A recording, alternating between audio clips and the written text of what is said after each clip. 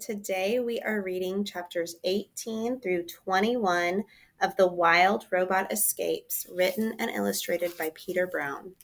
Chapter 18, The Entertaining Robot. The children wandered out behind the farm buildings, through a clearing, and over to an old oak tree. It was the same tree their father had climbed when he was a boy. Mr. Sharif's initials were carved into the bark at the bottom of a long list of initials. For generations, all the Sharifs had carved their initials into that tree, going back to the ancestors who first built the farm. Someday the children would add their initials to the list. Beneath the leafy branches was a scattering of acorns. Jad cleared a spot for himself, sat down, and pulled a small computer from his pocket, while Jaya climbed above. The siblings spent the afternoon there, lazing around the tree, until the robot marched past carrying the big, heavy toolbox. "What you doing, Roz?" called Jad. The robot stopped. "The drone has crash-landed again," she said. "I am going to fix it again." "Do you need any help?" "I do not need any help." "I'm bored," said Jaya, her legs dangling above her brother's head. "Can you do something fun, Roz?"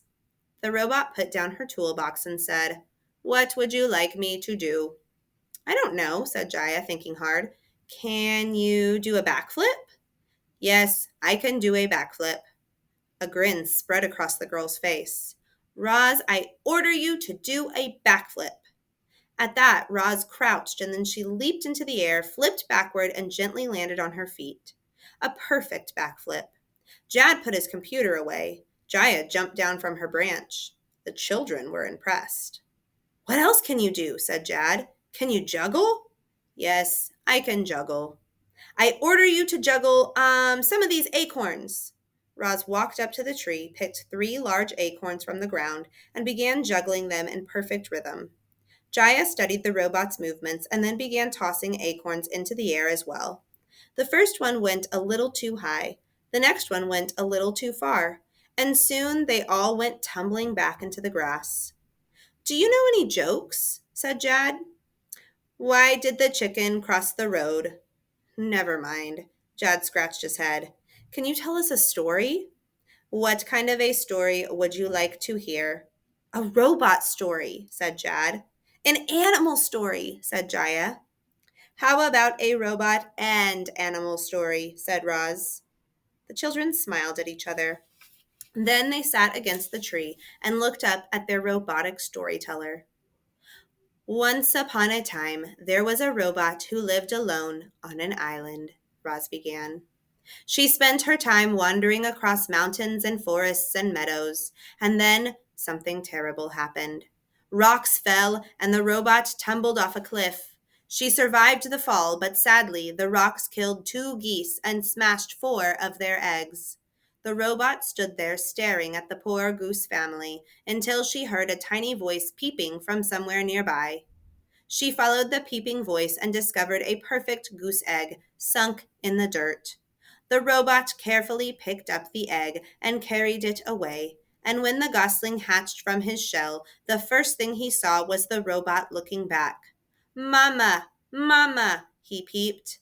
The gosling thought the robot was his mother, and from that day on, she was. The robot adopted the gosling as her son, and together they made a funny little happy family. The end. The children sat there and thought about Roz's strange story. Then they looked up at her and said, "What happened next?" Chapter 19, The Storytellers. Roz and the children had a new routine. Several times a week, they'd gather beneath the oak tree, and Roz would tell stories about the robot on the island. The children loved hearing how the robot survived mudslides and bear attacks and harsh winter weather. They loved hearing how she befriended the island animals. But the stories they loved most were about the robot and her son, the goose. He sounded like such a nice goose. Roz told the children story after story. What she didn't tell them, what she couldn't tell them, was that the stories were true, and they were about her. The children wanted to get in on the storytelling fun. Jaya told adventure stories about dragons and monsters.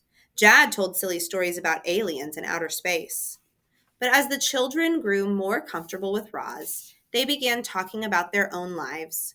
They talked about growing up way out in the country. They talked about their schoolmates and their friends and their family. They talked about how their parents used to work together around the farm and how perfect everything was before the accident. In an instant, their lives were upended. Their mother was gone and their father was injured. Mr. Sharif tried to keep the farm going by himself, but there was so much to do and he was so weak now. The farm machines powered along, doing their jobs as usual, but they needed to be maintained and monitored.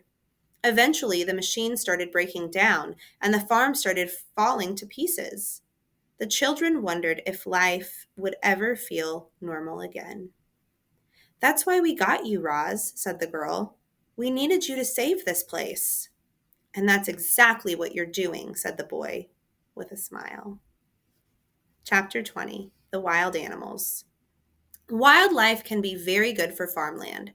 Insects pollinate the plants, snakes eat the pests, the droppings of rodents and birds and every other animal act as a natural fertilizer. Roz wanted more of those helpful creatures on the farm, so she let the unused sections of land go wild. Up from the ground emerged native weeds, flowers, woody brambles, and with the wild plants came wild animals. But then some creatures came skulking around who were not helpful at all. It started when Roz noticed a heavy scent floating on the breeze.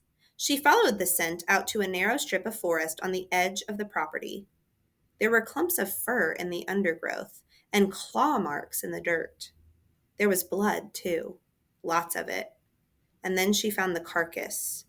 A deer had recently been killed and eaten. The robot's head slowly spun around as she scanned the area. Not far from the carcass was a pile of droppings. It looked like it might have come from a dog. But Oscar wasn't large enough or ferocious enough to kill a deer. What kind of animal could have done this? Roz had been standing there at the edge of the property for a while. She imagined Mr. Sharif in his office, sitting at his computer, eyeing her location on the map. Any minute now, he would hobble out to his truck and come racing down the driveway to check on her. Roz didn't want to upset the man, so she left the carcass where it was and returned to her work.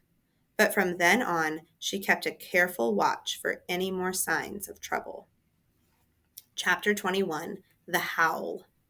It wasn't long before Roz found more signs of trouble. Furry faces poking out from the bushes. Musky smells lingering in the fields. Silhouettes trotting through the moonlight. And then one night she heard it. The long, menacing howl of a wolf. Stop there for today.